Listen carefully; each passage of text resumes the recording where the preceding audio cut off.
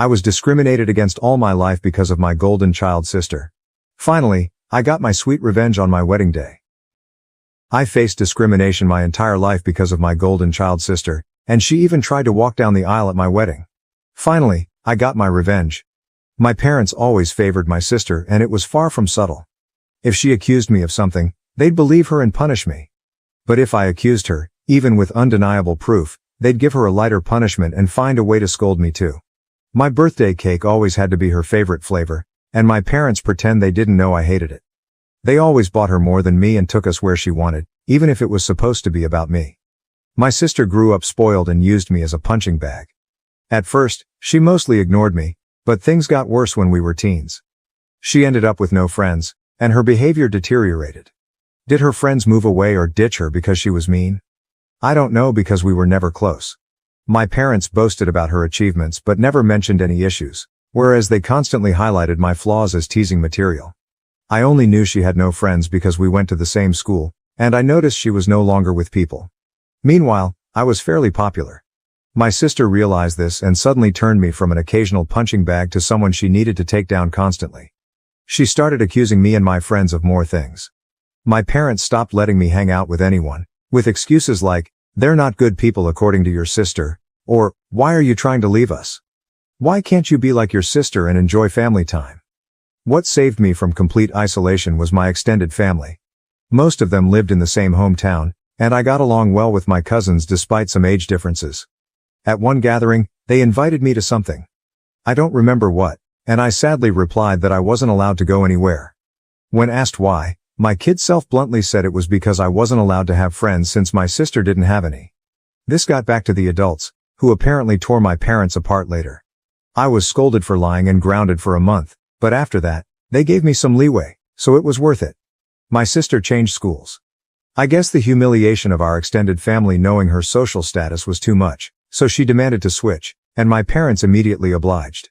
Even though it cost them more since the school was further away, she made friends at the new school. However, she never went back to mostly ignoring me. Having felt the power to mess with me and being angry that I told the family she had no friends, she never let me go. My life remained difficult. Her friends would come over and bully me, which my parents called light teasing. I never invited friends over because my parents were awful hosts, or my sister would accuse them of stealing, and my parents would believe her. I did become close to my cousins though, as my parents never dared to treat family that way. Then I got my first boyfriend. I didn't want to bring him home, but my parents insisted. At one point we were separated and he came to find me to tell me my sister was flirting with him. She came over in skimpy clothing, batting her eyelashes, and started telling him how bad I was and how good she was. He was irked and ran off to find me. Of course, my sister told my parents a different story, that my boyfriend had tried to flirt with her, but she naturally refused since she couldn't do that to me. Guess who my parents believed? My boyfriend wasn't perfect, but I immediately believed him for a mean reason. Remember, I was a teen suffering from unfair treatment. I was very resentful and moody and hated my sister as much as she hated me. With that disclaimer out of the way, let's talk about looks. I hadn't mentioned them yet because they weren't relevant. My parents were overweight and liked showing love via food, giving more food, buying treats, etc. My sister was also overweight, whereas I was not. I've always been kind of skinny because punishment often included no treats or snacks. Obviously, weight isn't what matters, personality is. But my sister, even then, was already rude and spoiled. Even her flirting attempts were bad because she never learned to work for anything since she could demand, and my parents would deliver. Added to that, the fact that she didn't look like some sexy model, even my self-conscious teen self didn't believe my boyfriend would try and cheat on me with her. Anyway, my parents prohibited me from dating such a horrible boy. I did try to keep going in secret, but it was hard, and the relationship ended. I did get another boyfriend, but again, my sister accused him of flirting with her when he refused her advances. Again, my parents believed her. I tried pointing out how this happened again, but they decided that I was incapable of making good choices and kept picking bad boyfriends. The relationship couldn't handle the Romeo-Juliet situation and fizzled out again. I would eventually get called a slut in high school as I was fine with making out with boys and such but refused to have relationships. Thankfully, it never got back to my sister or parents. My sister did bring one boyfriend home during all this time. He was paraded with pride, and my parents spent every second telling me how good he was and why I couldn't be like my sister and find myself someone like that. Until he stopped showing up and suddenly he was a conniving bastard that tricked my sister. Oh well, and the unequal treatment continued. At this time, she had more spending money, and her curfews were much better than mine. She was free to go anywhere at any time, while I couldn't. If I pointed it out, my parents would say it's because she's older, but when I reached that age, I still didn't have the same treatment she had. And when I pointed it out, they denied they ever said that or claimed it was because I couldn't be trusted like she was, using my sister's accusations against my boyfriends and friends as proof of my bad judgment. Time goes by, and it's time for my sister to graduate. She was accepted into a college, not a very well-regarded one, and she had no scholarship or anything. Again, because only her achievements were told to me, I don't know which colleges she even tried for, so I can't say how badly she was rejected. I do know her grades were bad in school though, because whenever she got a B, we would celebrate. I would usually get good grades, but my parents refused to celebrate, claiming since I always got those, what was there to celebrate? My parents naturally made a lot of fanfare and told her they'd pay for everything. I was relieved she'd be going away. Not that it made my life any easier. She'd always come home every other weekend and somehow stuff kept missing from my room, or some other issue she'd think of to make my life miserable. My curfews were still strict. Eventually, my mom came to talk to me about my impending graduation. I'm only a year younger than my sister. She told me that since they were paying for my sister's college, they had no money to pay for mine, so it would be better for me to start working immediately after graduation and wait until my sister finished university to see if they could afford something for me. Oh, and if I decided to stay at home, I'd have to pay for all my stuff, part of the bills and rent. I pointed out that I could get student loans. Mom said yes, except no, because they were so caring towards me and I had such bad judgment that they would decide if a college was worth my getting into debt or not. I'm not sure how they'd stop me from getting loans, but I didn't ask. Scholarships weren't mentioned. They had no idea what my grades were anymore and never believed in my capabilities anyway. I didn't bat an eyelid. I simply said okay. My mom clearly didn't expect that and kept prying. Maybe she hoped I'd throw a tantrum so they'd have an excuse to never pay for my college. But I said nothing except that I understood their position, thanked them for caring, and that was that. My dad later tried the same, but I also refused to be emotional. You see, after a whole lifetime of their terrible parenting, I never had any expectations towards my education. I knew they would find an excuse to not pay for mine and make my life miserable. I never believed they would eventually pay if I worked and waited for my sister to graduate. I had been preparing for college for a long time. I could barely go out, my friendships were slim, so I had a lot of time to study. And study I did because I saw college as my only chance to be free. Well, the time came, and I worked my ass off and got a scholarship, not to anywhere like Ivy League or anything like law or medical school, but it was a good enough course in a decent college with a full scholarship. Knowing my sister would hate it and try to stop me via my parents, I put my achievement on social media at the same time I told them, even forcing myself to thank them in the post. Now they couldn't forbid me from going as they'd have to explain to the family why not. Initially, they were even a little proud and boasted about it, and then I guess my sister got to them and they changed gears and even asked me if I was sure I wanted to go. They let slip that my sister wasn't doing well in college, and since she was smarter and had better judgment than me, I'd suffer worse. I obviously stuck to my guns. They weren't happy but couldn't do anything. College was my savior. I started being happy. I still contacted my parents and visited on holidays and such, but since they refused to pay for anything, I could excuse not going a lot due to money. During this time, I avoided introducing any man to them, and my sister stopped going to college. I know she didn't graduate because, again, they'd have made a fanfare about it. She moved back home, paying no bills or rent, but it's different, my parents said, and started working at the same company as my mom, obviously thanks to my mom pulling strings. This was all presented to me as a point of pride. Almost there, I promise. I met my husband around this time. You know those people who say, if I were in that situation, I'd have done something. My husband is the type who actually does. I'm the type who is meek and a doormat in any situation and then can't sleep at night wishing I had done something, had thought of something witty to say, etc. I'm the person who can't help but cry when I'm angry. My husband is the guy who claps back immediately. He loves drama and loves to resolve it. He's the guy that if he doesn't immediately reply to a slight, you better start worrying because he won't forgive and forget. He's just doing something worse for revenge. He's the one who wanted me to post here and wanted to post on a nuclear revenge board too, but decided what we did wasn't nuclear. People were baffled that I got together with him, But just because I was incapable of acting like him due to my upbringing, it didn't mean I didn't like it. I love that my husband does what I can't, and he treats people well as long as they do the same to him. When we discussed marriage, we decided we didn't care much about the ceremony due to our budget, as we'd rather spend on a dream trip to Europe for our honeymoon. As for where to do it, since his family was spread out and mine was still mostly concentrated in my hometown, we decided to do it there. We weren't living too far off either, so we could take some long trips during the weekends to manage stuff. Plus, there was some work flexibility, so we could stay in my hometown for a bit too if needed. We sent out the engagement announcement and the save the date for a few months later. At this point, my parents naturally demanded to meet my man. I wanted to grow a spine and refuse, but was having a hard time. The distance had made me think maybe my parents weren't so bad. Well, my husband looked like I had canceled Christmas when I told him I would at least ensure they were never alone with him. See, he had been getting ready for this. He even bought a high-quality recorder he could hide in a pocket to record it all.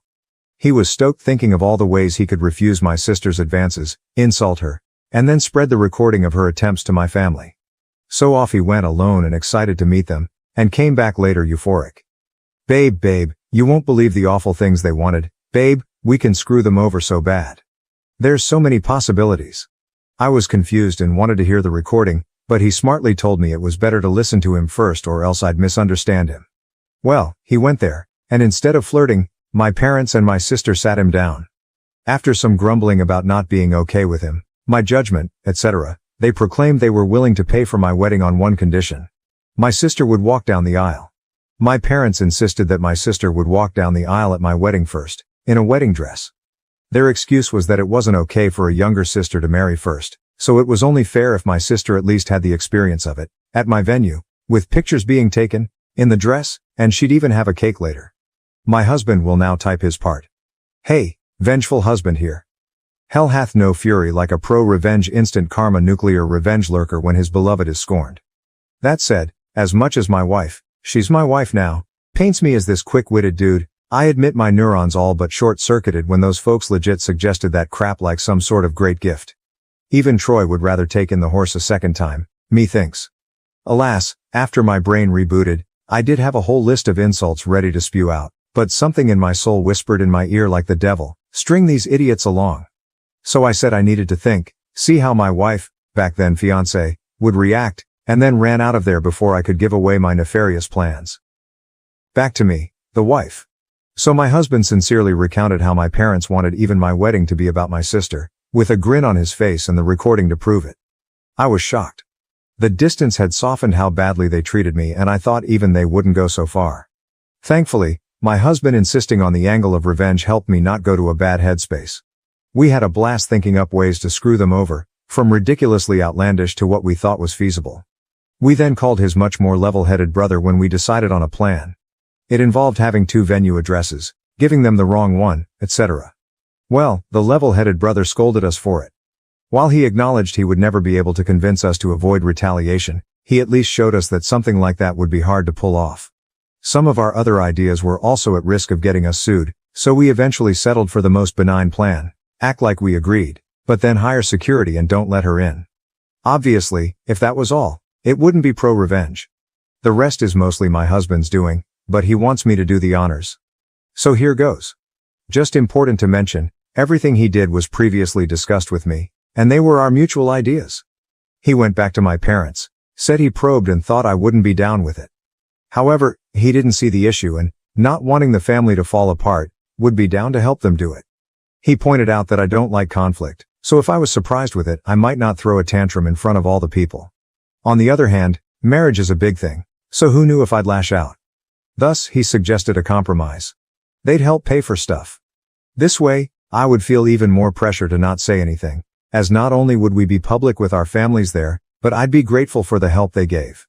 He said my parents looked shocked, and my grown sister literally started skipping with joy like a kid, so it was accepted. Importantly, my husband also claimed that due to some bad judgment and past boyfriends, these words were all my idea, and I'm so proud of using their words against them. I was distrustful and controlling and liked to check his phone and stuff to ensure he wasn't cheating on me. As such, it was imperative that nothing of this plan was ever put in writing. For any discussion pertaining to my sister walking down the aisle before me, he'd go over to their house to talk. And so began the months of deception where my parents and sister thought they were tricking me, while my husband and I were milking them. Rather than paying for the wedding, they lay low. Of course, my parents wanted input in everything, including some things that meant a lot to me, like the songs and color palette. My husband would convince them to let it go to keep me in line, but since we never really cared for the ceremony to begin with, everything else was fair game. Or so they thought. Here's what we did. We'd go to check the drink and menu options and then accept the lowest or second lowest priced option. My husband would then secretly take my sister there to try it out and then sigh and say, "It's a pity we don't want to abuse my parents' goodwill, so we won't get the best options." Cue my sister demanding my parents pay for the best. My parents would then tell me not to worry and they'd pay for the most expensive option. The same was done with the photographer and flowers. My husband handed my sister a bouquet of the flowers we wanted and then sadly expressed how I wanted some other tasteless flowers. Cue my parents telling me they wanted us to go with said flowers and they'd pay for it. When it came to the wedding dress, we hit a minor snag. My parents wanted me to use a hideous dress. Okay, it wasn't outright hideous, but it wasn't my style and wouldn't look good on me. We had planned on saying yes and then simply not using it, but my mom sent me a message about it, so there'd be proof I said okay. We had to go with me refusing to text and standing my ground. My husband went over there and said he'd see what he could do. My sister suggested ruining my desired dress so I'd be forced to wear the other one. He pretended to agree. During all this time, they kept communications outside any text. We made sure that happened by having me reply to my sister when she tried messaging my husband. This solidified the uncontrolling and neurotic claims my husband was making, so they believed it and never risked anything in writing. Some people might not like the thought of their partner going around and talking badly about them to family, but I'm such a doormat that the thought of being painted as this controlling and dangerous person is extremely funny to me, and I egged him on to do it. I guess I have a warped sense of humor. Oh, and my sister did try to flirt with him, but he acted conflicted to really sell that he was with them. My husband would pretend to tell them things without my knowledge, but he never told them we hired security. It was really funny. My husband and I, who had sincerely considered a courthouse wedding to focus costs on our honeymoon, ended up having this extravagant, expensive wedding and barely spent a dime. We called it back to pay for emotional damages from my parents. I think my husband, okay, he just confirmed I'm right, was enjoying the whole trick more than planning our wedding.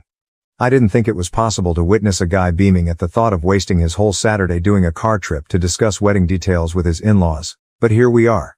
Soon the day came. The plan my parents, sister and husband had come up with was to wait until everyone was seated since the bride always comes out late. They'd have my sister arrive at that precise time to avoid me seeing her and trying to stop it, and she'd walk down the aisle. By the time I heard what happened, it would be too late to do anything. As for my dress, we saved some of the leftover fabric from my dress alterations. My husband took that to my parents' place, my sister still lives with them, and showed them as proof he'd ruined the dress, then said he had to go back to me as I was raging and he needed to calm me down. He told them he'd see them at the wedding. We made sure to keep our real security hidden initially. As the guests and my parents arrived, they only saw a woman with a list of names to check. Only after my parents had settled in did we bring out the actual security, a guy who looked like a bodyguard. We instructed him not to let my sister in and promised a generous tip if he kept our instructions confidential. Soon, the moment arrived. My parents got a text that my sister was less than 5 minutes away, so my dad signaled for the ceremony to start. My bridesmaids had been prepped to follow his lead, so they did without checking with me. After they all took their places, my dad stood at the entrance, waiting for me. During this, a friend not in the wedding party texted me to get ready, to avoid suspicion if my husband or bridesmaids started texting. This friend, my husband's ally, was as eager to stir drama as he was and didn't mind not being a bridesmaid. As soon as my dad took his position, the bridal song began. The doors opened and I entered. My dad was shocked to see me. He tried to look behind me but couldn't see the venue entrance from where we were, so he had no idea what had happened to my sister. Then his phone rang. I saw the caller ID, and it was her. He left me with a mumbled, "Something came up." Gasps and confusion filled the room. The friend on the plan loudly asked what happened. I lied and said tearfully, "He told me it wasn't supposed to be me there." My husband and I had agreed that if my dad abandoned me, I should say that to make him look as bad as possible. The tears weren't just acting. I was genuinely hurt and trying not to cry. The friend then loudly asked, "What did he mean by it shouldn't be you?" So that everyone could hear and spread it. Then she said, "I will go and check," and ran off. We planned this so she could create chaos with the security and prevent my dad from returning to stop the ceremony. Eventually, my mom also left. At this point, my husband's dad quickly ran over and took my arm. He'd been forewarned he might need to. His desperate run to me made me smile. I walked down the aisle to whispers as people discussed what had happened. Some left to check as well. When I reached my husband, all was well. He comforted me, joking that my sad face was so real I deserved an Oscar, and reassured me he'd deal with my parents for what they did. We got married without any further issues. My parents didn't come back. I noticed a lot of people leaving and returning during the party, but no one dared tell me what was happening. Someone whispered in my husband's ear and he went out. He returned later with a thunderous expression but whispered to me that he needed to go hide before he broke character and started smiling. It worked. Here's the summary from friends, family, the security guy and my husband that I got afterwards. My sister arrived in a wedding dress. The security refused to let her in as we had agreed. He told her she must be at the wrong venue because there was already a bride. Yes, we tipped him very well as promised. My dad tried threatening him with the police, claiming he'd never heard of him, so he couldn't be working there. The security agreed to call the police since he was hired by us and was just doing his job.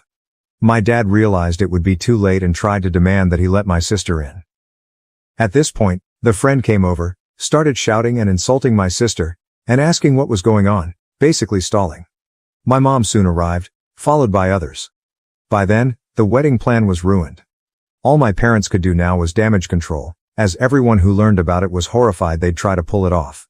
People started screaming and berating them. The three naturally said it wasn't a secret and blamed my husband. When he was called over, my husband put on his best confused look and denied everything. To quote him, "Gaslight, gatekeeper, girl boss, LOL." He denied ever agreeing to such a ridiculous plan. When they insisted he demanded proof, and of course, they couldn't provide any. All the text exchanges they could show were about normal wedding decisions. My sister was scream-crying and apparently sat on the floor kicking her legs like a child. My dad looked like he wanted to hit my husband, but security and other people held him back. Naturally, they claimed they had no proof because my husband told them not to text. My husband laughed and said, "Wow, how convenient, huh?" Then he repeated, "Why would I ever agree to something so messed up?" He ripped into them about being terrible parents and said he wasn't going to let their stupid plans and lies ruin his wedding, then went back to me. No one believed them. The venue had cameras, but they wouldn't show me the recording as it was only for security purposes. However, some people filmed parts of it. Watching my parents and sister get torn apart by everyone who came out to see the drama was delightful. After years of being accused of things and not being believed, seeing them get a taste of their own medicine was one of the best wedding gifts. My mother was crying, my dad kept changing from purple to white, and my sister was still on the floor crying and screaming. They kept insisting that my husband was in on it, but people kept asking why he would agree, why there was no proof, and why they wanted my sister to do this at my wedding. They had no good answers. Eventually, they were told to leave and had no choice but to do so. My dad apparently had to drag my sister up as she refused to leave the ground. Again, people said nothing to me all night. I guess they wanted to spare me, and maybe it's because I was the bride and not just a guest for once, but it did feel like everyone was making an extra effort to be nice, positive, and excited about everything. My husband says all the expensive food and drinks they were eating certainly helped, LOL. We had a blast. My husband kept up the forced angry face for only a short while before breaking out in smiles again. After that, we went to the hotel to catch some sleep before heading off on our honeymoon. Speaking of which, my parents did try to pay for our plane tickets, but we thought that was risky as they could try to cancel them or something, so we refused. Since then the three of them have tried to contact me. I've refused calls because my husband insisted on keeping a paper trail, a smart move because my sister eventually messaged me. I won't repeat what she said as it was very unhinged and didn't make much sense, but the important part was that she blamed me for her humiliation. Called my husband a two-faced snake who fooled them for months. He wants to print and hang that on our wall, LOL. And hoped, but was also certain, that I'd get cheated on by him. She even suggested he was cheating on me with her. My husband took my phone, screenshot the call logs, my sister's messages and some messages from my parents demanding I pick up the phone, and sent it all to our family group chat. He also sent screenshots of messages to him where they called him names and threatened him, but he kept up the "you're delusional, I never agreed to anything" shtick and even threatened to sue them for defamation and harassment. He wrote a message in the group chat begging my family for help as I was now being harassed by them constantly. He pleaded with them to stop my parents and sister from ruining our honeymoon after they failed to ruin our wedding. He ended with a request that they not share our locations to prevent my parents from sending my sister over and claiming he had somehow agreed to pretend to sleep with her in our honeymoon suite. LOL. My family assured him they'd handle it, and since then, we've had peace. My husband is a bit disappointed that my sister didn't disobey so he could call her out again while tearing her a new one. We'll see if the peace lasts. All in all, while I would have preferred a normal, loving family at my wedding, at least for once in my life they not only failed to ruin something meaningful to me, but I got back at them. Extra info. Do I know why they treat me like this? I've been asked this question a lot, so I assume you all will wonder the same. I've pondered this all my life and still don't know. I tried asking when I was young, but they denied any difference and scolded me for being spoiled, so I stopped trying. I've considered many possibilities, but based on my observations I think it's this. I was unplanned. They took a while to have my sister, so she was not only wanted but also like a miracle child after so long. However, given our small age difference, I think they didn't expect to have another child so soon or easily and didn't use adequate protection after my sister's birth. Maybe they didn't realize my mom was pregnant until it was too late, so they were saddled with an unplanned baby while still dealing with a newborn. They're not well off, so having the extra expense likely didn't help, and they resented me. But that's just my conjecture. Regardless, I've accepted that the reason won't truly matter. What they did to me was unwarranted, no matter what. Did they really think this would work? My husband and I have a theory that they never intended to do this at all. We think my sister threw a tantrum over me getting married first when she barely gets dates, and they made my husband that outlandish proposition. They didn't want to pay for my wedding and didn't think we'd accept or that it would even look good for them to do it. By suggesting it and being refused, they could look like the good guys to my sister while having an excuse not to give me a dime. But then my husband accepted it and they couldn't backtrack without risking my sister turning on them. Thank you for watching. If you haven't subscribed yet, please do so and hit the notification bell to stay updated with more shocking real-life stories happening around you.